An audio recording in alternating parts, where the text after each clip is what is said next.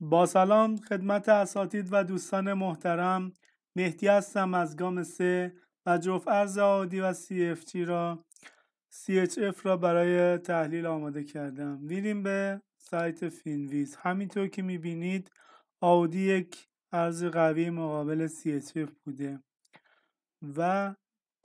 در تایم فریم روزانه من یک خط روند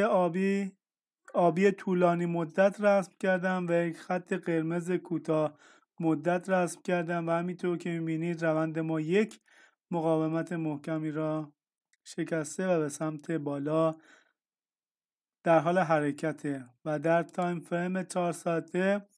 همینطور که میبینید مووینگ ها از همدیگه باز شده و قیمت خیلی از مووینگ ها فاصله گرفته و همین رو در نظر داریم که قیمت برگرده و یکی از مووینگ ها رو لمس کنه و همینطور که میبینید روند ما در یک کانال سعودی به سمت بالا هست که هر دفعه به سقف کانال رسیده برخورد کرده و اومده پایین و برخورد کرده به کف کانال ما و میریم سراغ پیوت ها. همینطور که گفتم روند ما در یک کانال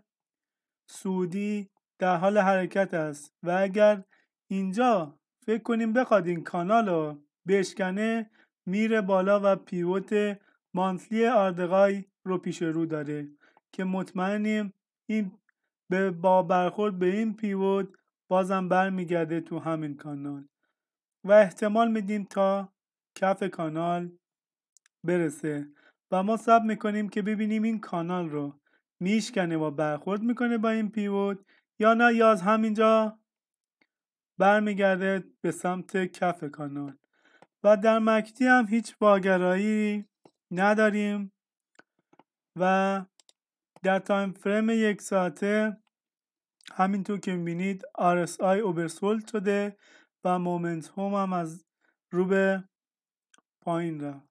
به سمت پایینه و ما صبر میکنیم ببینیم روز دوشنبه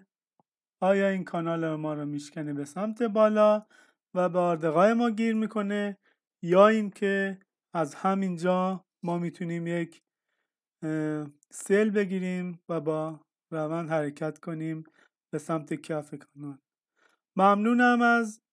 اینکه تحلیل منو گوش کردید و